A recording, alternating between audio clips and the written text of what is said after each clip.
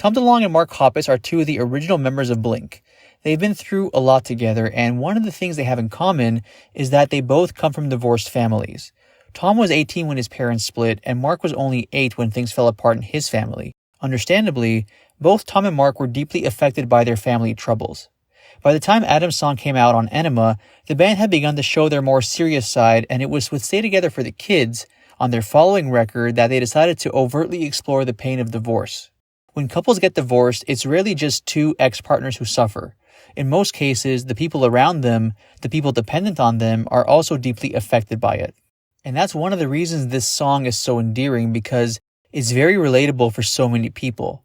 Tom DeLonge himself has said that he's received tons of emails from fans saying how much the song means to them and how deeply they relate to it.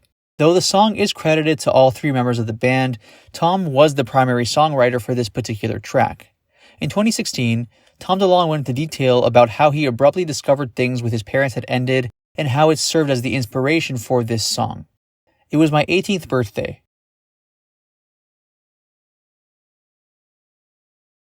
Out to the driveway. I was like, what the hell are all these scratch marks? I followed them up from the driveway to the front door, opened the front door, and all the furniture is gone. Someone dragged the furniture out. I realized that my dad moved out right at that moment. It was the 20th anniversary of my parents, and all hell broke loose on that day. Like anybody, it would affect you to see your parents break up like that. I wanted to tackle that in a song.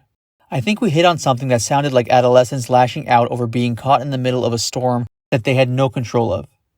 You grow up thinking that your parents are more powerful than they are. As you get older, you start to learn that they're just people too. They're about as vulnerable and as destructible as you are.